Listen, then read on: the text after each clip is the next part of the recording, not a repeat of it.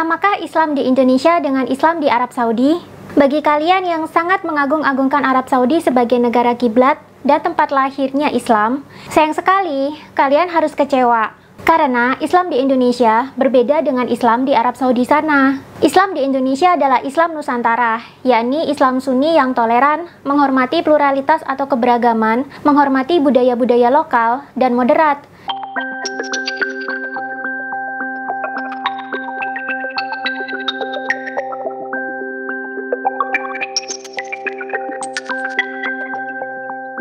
Islam Nusantara selama ini banyak dirawat oleh dua organisasi Islam dengan pengikut terbesar di sini, yakni Muhammadiyah dan Nahdlatul Ulama. Islam Nusantara sangat berbeda dengan Islam di Arab Saudi yang keras dan intoleran. Islam Nusantara telah menjadi kunci bagaimana Indonesia bisa merawat kerukunan dan persatuan di tengah keberagaman suku, adat, budaya, dan kepercayaan lokal di masing-masing pulau.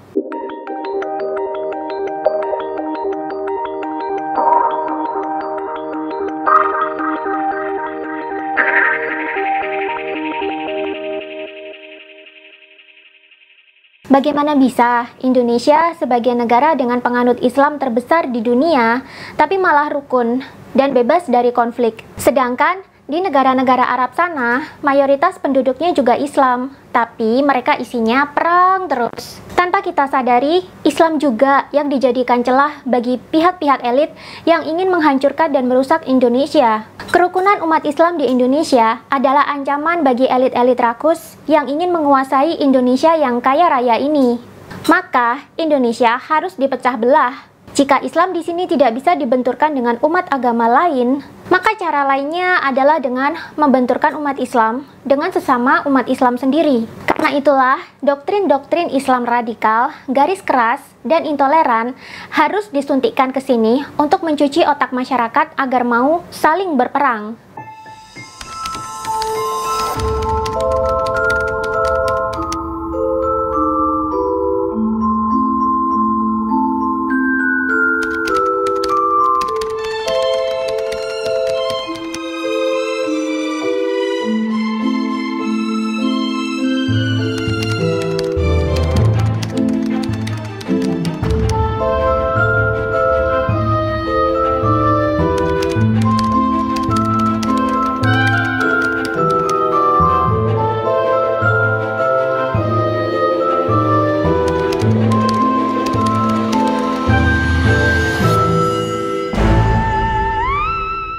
Sayangnya, tak banyak yang tahu bahwa Islam di Arab Saudi bukanlah Islam yang sama seperti yang dianut Nabi dan para sahabat dulu.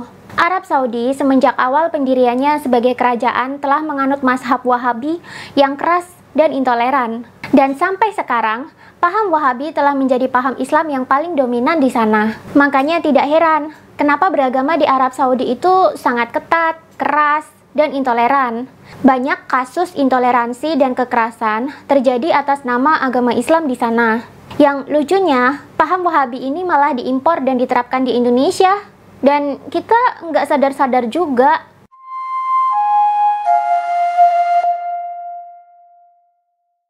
Wahabi sebenarnya adalah aliran baru dalam Islam yang diciptakan oleh Muhammad bin Abdul Wahab. Pengikut Wahabi seringkali disebut sebagai Salafi. Ciri-ciri dari doktrin Wahabi adalah mudah mengkafir-kafirkan orang lain, mudah menuduh bid'ah dan sesat umat muslim lain, memiliki pemahaman bahwa orang kafir itu halal untuk dibunuh, dan memiliki doktrin bahwa Islam harus disebarkan melalui pedang atau kekerasan atau peperangan. Bagi Wahabi, siapa saja yang mereka tuduh kafir, maka boleh diperangi dan dibunuh. Mirisnya, dalam buku sejarah ISIS dan Illuminati disebutkan bahwa Wahabi telah menjadi mazhab resmi negara Arab Saudi, dan Wahabi juga menjadi mazhab resmi bagi banyak jaringan teroris berkedok Islam di seluruh dunia, seperti ISIS, Al-Qaeda, Boko Haram, JAT, dan masih banyak lagi. Wahabi banyak mengambil dan mencuplik ayat Al-Quran dengan mentah-mentah, tanpa tafsir, seperti contoh perintah untuk memerangi dan membunuh kafir dalam Al-Quran. Mereka menjadikan ini legitimasi untuk melakukan tindak terorisme dan pembunuhan kepada orang lain, bahkan kepada sesama muslim sendiri yang tidak sepaham. Tentunya ini berbeda dengan Islam Nusantara yang selalu menggunakan beragam tafsir dan melihat dulu asbabun nuzul atau sebab suatu ayat dalam Al-Quran itu turun sebelum melakukan tindakan apapun. Makanya Islam Nusantara yang dirawat NU dan Muhammadiyah selalu damai dan rukun, karena ulamanya juga aktif mengajarkan tafsir. Wahabi sendiri mengklaim bahwa paham mereka bertujuan untuk memurnikan Islam kembali, tapi memurnikannya lucu, yakni dengan menjalankan ayat secara mentah. Ada ayat perang dipakai untuk perang, ada ayat bunuh dipakai untuk membunuh orang. Jadinya sangat radikal dan intoleran. Tapi, tahukah kamu bahwa paham Wahabi sendiri telah dipakai oleh Inggris dan Zionis untuk menghancurkan Islam dan negara-negara Arab di sepanjang Teluk Persia dan Afrika Utara? Dan selanjutnya, Indonesia mungkin?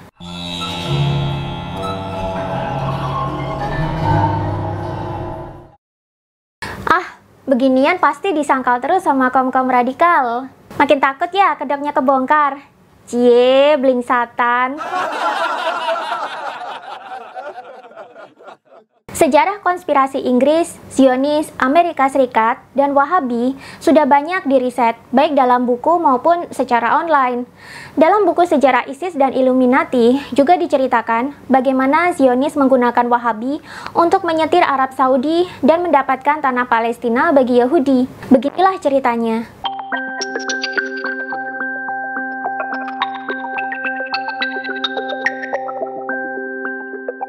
Siapapun tidak bisa menyangkal bahwa kerajaan Arab Saudi sangat dekat dengan sekutunya yakni Amerika Serikat. Barangkali kenyataan inilah yang bisa menjawab kenapa Arab Saudi menyerahkan penjagaan keamanan bagi negerinya, termasuk Mekah dan Madinah, kepada tentara Amerika Serikat. Semua pasti tahu dong kalau Amerika Serikat memiliki pangkalan militer di Arab Saudi. Apakah ada di antara kalian yang heran? Kenapa ya negara-negara Arab yang kaya minyak dan gas alam malah perang dan miskin? Sedangkan Arab Saudi yang mesra sama Amerika Serikat malah bebas dari perang dan kaya raya. Libya, Iran, Suriah, dan Irak adalah negara yang kaya dengan gas alam dan minyak. Tapi kenapa nasibnya tidak sebaik Arab Saudi, Qatar, dan UEA yang mesra sama Amerika Serikat?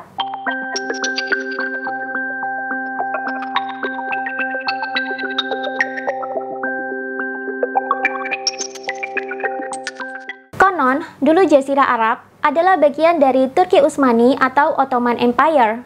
Dengan bantuan Thomas Edward Lawrence, yakni letnan pasukan Inggris, suatu suku di Jazirah Arab melakukan pemberontakan atau bugot terhadap kekhalifahan Turki Utsmani dan mendirikan kerajaan yang terpisah, lepas, dan merdeka dari wilayah Turki. Kerajaan ini adalah Arab Saudi dengan raja pertamanya bernama Muhammad bin Saud, di mana ketika mendirikan Arab Saudi, dia berkolaborasi dengan Muhammad bin Abdul Wahab, pendiri paham Wahabi yang keras dan intoleran. Tapi, mereka bersembunyi di balik alasan ingin memurnikan kembali ajaran Islam dari segala bid'ah dan ingin mendirikan negara yang berbasis penuh pada syariat Islam. Sejarawan Inggris Martin Gilbert dalam tulisannya yang berjudul Lawrence of Arabia was a Zionist, seperti yang dimuat dalam Jerusalem Post tanggal 22 Februari 2007, menyebutkan bahwa Lawrence adalah agen Zionisme.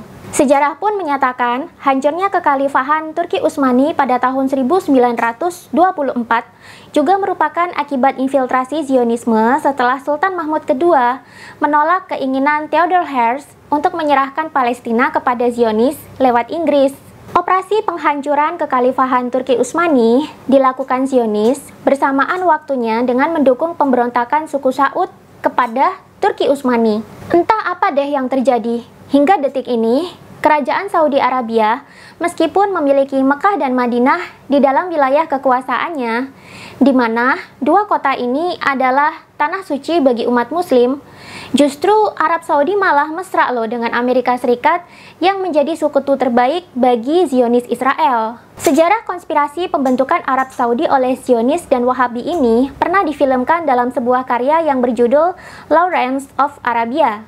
Selain itu, juga ada beberapa buku yang ikut mengulas konspirasi kelam dalam dunia Islam ini. Beberapa di antaranya adalah What Do Kissinger, Belitan Amerika di Tanah Suci, membongkar strategi Amerika Serikat menguasai Timur Tengah, karya Dr. Safar Al-Hawali, Dinasti Bush, dinasti Saud, hubungan rahasia antara dua dinasti terkuat di dunia, karya Craig Agner, Timur Tengah di kancah dunia, karya George Lankowski, dan History of the Arabs, karya Philip Kahiti. Selain itu juga ada berita dari catatan harian Mr. Hamper, agen Inggris, yang mengatakan agar penjajahan di Inggris bisa bertahan, mereka harus menciptakan aliran Islam sesat, guna memecah belah kekuatan Islam di daerah jajahannya. Di Inggris dan Pakistan, mereka menciptakan Ahmadiyah yang menghilangkan jihad. Di Iran, mereka membuat aliran Bahai. Sedangkan di Arab Saudi yang Islamnya kuat, mereka menciptakan Wahabi dengan isu ingin memurnikan Islam dari bid'ah.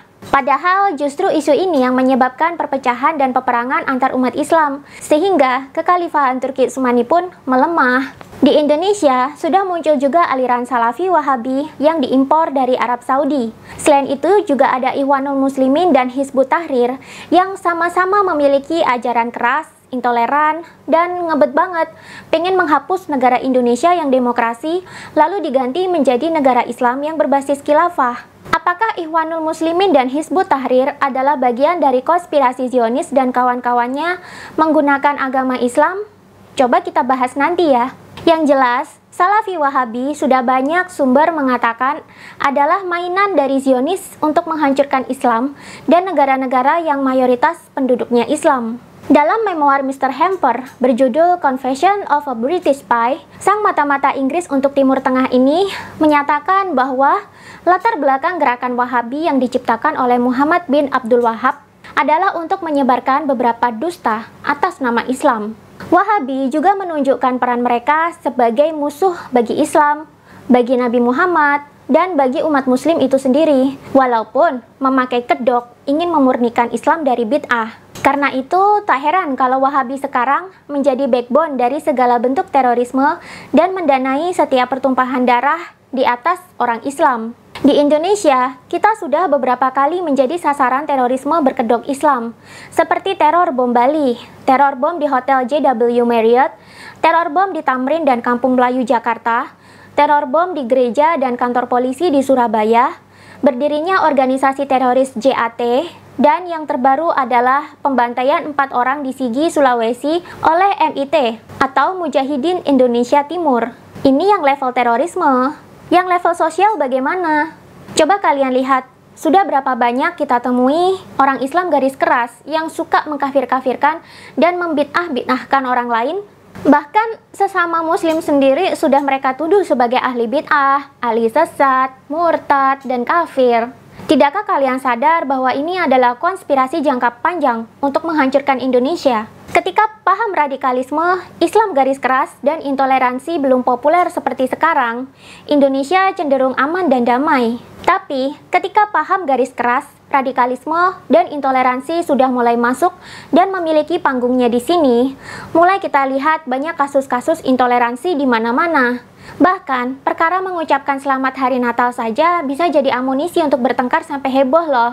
Mau sampai kapan kita terbelenggu dalam kondisi mabok agama seperti ini? Tidak sadarkah kalian kalau kalian telah banyak ditakut-takuti dengan neraka, ancaman murtad, ketakutan kafir, sesat bid'ah, sehingga kalian berubah jadi robot pembela agama yang melupakan hati nurani yang damai, toleran, dan saling menghargai orang lain? Sejak kapan doktrin dan ketakutan akan neraka menggeser hati nurani kalian sendiri untuk menjaga kerukunan antar umat beragama di Indonesia? Sejak kapan doktrin surga membuat kalian menyakiti sesama saudara kalian sendiri di Indonesia? Terima sajalah kalau kita hidup di Indonesia dengan beragam suku, budaya, agama, dan kepercayaan. Jaga semua itu, karena hanya inilah kunci bagi kita untuk tetap selamat. Mereka menginginkan kita terpecah belah, supaya nanti kita saling berperang dan mereka bisa menduduki negara ini dengan murah. Kemudian, menjarah semua sumber daya alam di sini, seperti yang sudah terjadi di Suriah, Irak, dan lain-lain. Satu-satunya cara untuk mempertahankan tanah air ini adalah dengan bersatu, menjaga satu sama lain dalam kerukunan, dan bareng-bareng melawan mereka yang menggunakan isu agama untuk menghancurkan kita. Jangan sampai tragedi Suriah terulang kembali di sini.